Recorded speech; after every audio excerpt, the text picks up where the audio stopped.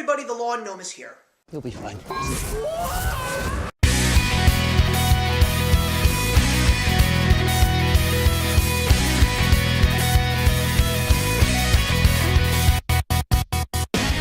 we're going to be talking about the newest film to grace us from the wizarding world of Harry Potter, and that, of course, is the highly anticipated sequel of Fantastic Beasts and Where to Find Them, the David Yates-directed Fantastic Beasts: Crimes of Grindelwald, starring Eddie Redmayne, and a whole bunch of fan favorites returning, as well as some new cast members, including Zoe Kravitz, Jude Law, and even though he had a very, very, very small appearance in the first film, Johnny Depp as the main antagonist of this brand new film saga in Harry Potter's universe, Gellert Grindelwald. So, of course, I was very excited for this film because even though I didn't have such high anticipations for Fantastic Beasts and Where to Find Them, I have to admit that that movie truly surprised me and gave me a fun, delightful film. So, of course, knowing when I found out that this movie was going to become a 5-part story, particularly revolving around a specific part in the Harry Potter universe that I'll speak about a little bit later,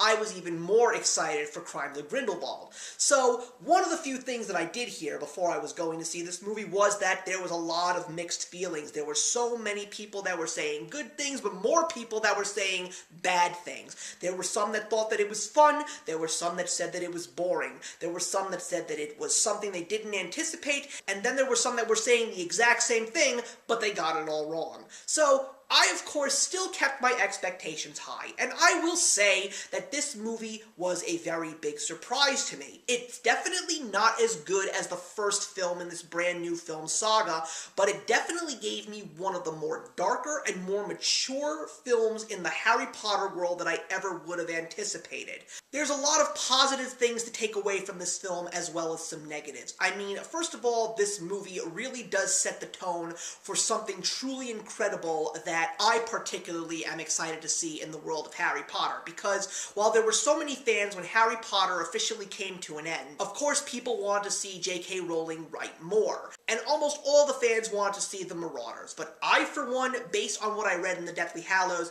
I really want to see Albus Dumbledore's story, because there is such a dark past from one of the most kindest figures in the entire world of Harry Potter, not to mention the most powerful, but knowing what he was before he became to be that legendary name was something that I was always curious about. And of course, his relationship with Gellert Grindelwald is a massive part of this film. But there is also so much controversy that's been revolving around this movie. Some people say that this movie really destroyed the storyline. Some people say that this plot twist that we got at the very end was absolutely stupid and nobody knows why it happened.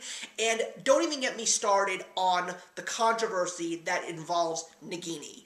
But I will say there is a couple of things that I am not too satisfied about when it comes to this movie. I mean, granted, it is fun. There's also another great score from James Newton Howard, who also scored the first film in the Fantastic Beasts saga, and there's also some really great lighthearted moments in a very dark film, because we are reminded of all of that charm that we got from this first installment. However, I will say that this movie, for me personally, suffers from what I like to call these days Prisoner of Azkaban syndrome. What does that mean? Well, if you remember when the first 2 Harry Potter films came out, a world was established, relationships were created, and an adventure was ready to be had. Everybody was excited to see Prisoner of Azkaban, but for me, when it officially hit theaters, they seemed to take a lot away from the supporting cast revolving around Harry Potter, and all the new characters that they gave us pretty much stole the show and took the lead along with the main character themselves. Although in this film, even the main character, Newt Scamander, of course played by Eddie Redmayne, really seemed to be much less enjoyable than what I remember in the first film. He didn't seem to connect with me. I really didn't find him as charming, and that's just because of the fact that he, the Goldstein girls, as well as Jacob Kowalski, practically non-existent. I mean, their presence is on the screen. They have some funny lines, but their role in this now very complex story pretty much seems to be non-existent. But the movie really does focus on Johnny Depp's character, Gellert Grindelwald, which was definitely very good.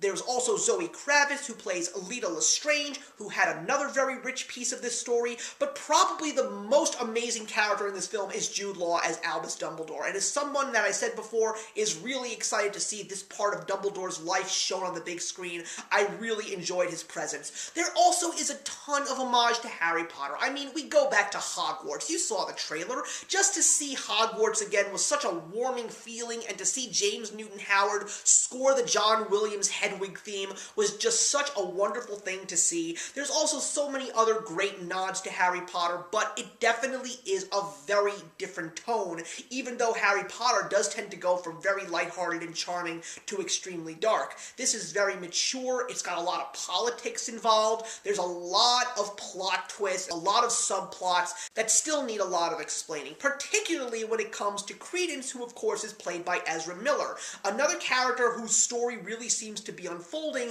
but we really didn't seem to get much in this film with him or pretty much anybody else in this film. And that's one of the few reasons why I'm not giving up hope on this brand new film saga, because this movie pretty much was the movie that put all the pieces on the chessboard, and all the sides have officially been chosen. And now the true story is about to begin. The next 3 films are really going to show us the events that are going to unfold into probably the greatest battle before He Who Must Not Be Named came into the wizarding world. And I am very excited to see what is going to happen to these characters and what is going to happen to each and every one of their stories. Now, granted, I will talk about the plot twist without giving anything away.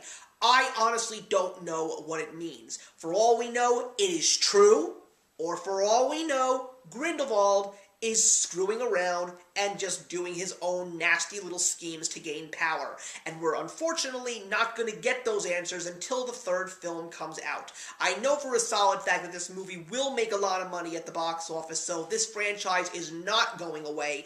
These 5 films are going to see themselves on the big screen till the very, very end, and I am going to be front row center for each and every one of them, because even though this movie has a lot to be desired, there's still a lot of fun to be had, there's still a lot of Harry Potter wonder to be enjoyed, and there is definitely something truly exciting brewing in this world. So this movie, for me, I'm not going to say that it's the worst, but it's definitely not the best. It is a movie that definitely, for me, has rewatchability. It's a movie that I am definitely going to be owning on DVD because I have to get all the Harry Potter films. I mean, let me be honest with you. If I actually wasted my money on The Last Jedi, of course I'm going to get The Crimes of Grindelwald as well. So I am going to give Fantastic Beasts: Crimes of Grindelwald a congratulations, you survived 2.5 stars out of 4. So thank you very much for watching, everybody. Please leave your comments in the box below, and let's discuss Fantastic Beasts: The Crimes of Grindelwald, and I will see you in the next one. Hey, thank you so much for stopping by my channel today. If you're new here and want to see more of what my channel has to offer, please click on the link to my last video, or hit that subscribe button to be kept up to date with all of my uploads. Content of all sorts is posted here quite often, so trust me, you do not want to fall behind. I will see you in the comments, and actions speak louder than words.